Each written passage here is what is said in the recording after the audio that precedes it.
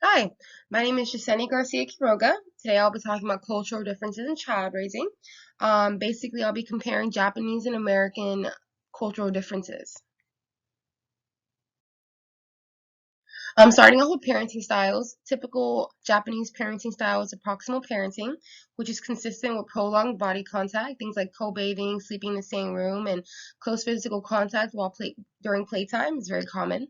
Japanese parents are known for proactively trying to predict the needs of their child. Preventing fussiness is a very high priority for them.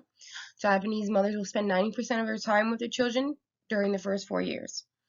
Americans have a lot of different parenting styles, but among the middle class, the most common is an authoritative, where they use positive reinforcement and reasoning to raise their children, and distal parenting, where it's more focused on eye contact and communication through words and facial expressions. They encourage independence in their children. For Americans, letting a child become fussy is allowing them to develop assertiveness and self-soothing. American parents also believe it's healthy to have breaks from their children, like going on a date. Interdependence versus independence. Japanese culture has a high sense of belonging and loyalty to family, and interdependence is important in their collective society. Children rely on parents in making most, if not all, their decisions because it is believed that they'll make the best choice for them. The Japanese children do have some independence because they have been known to take the train or run errands alone as young as 7 years old. Being independent and unique is instilled early on in American children. Children are encouraged to make their own choices and to learn from their mistakes.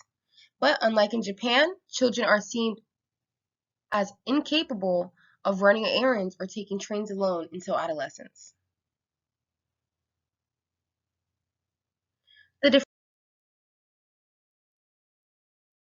in the children: Japanese children are better at self regulation early on in life, while American children are as self reliant earlier on. They are able to see themselves in the environment. They notice if they cry, they get fed or attention. Japanese babies are good at restricting their emotions and waiting for their needs to be met. This comes from the parent always being around and giving the baby what they want before becoming fussy. American babies are aware of their environment, but through self expression and emotion. Japanese parents enforce more rules rather than rely on punishment, causing their children to be more obedient, while American parents are more focused on compliance of rules and consistent punishment. If you do this wrong, this will happen to you. And that is my project on comparing Japanese and American culture raising. These are my references, and thank you for listening.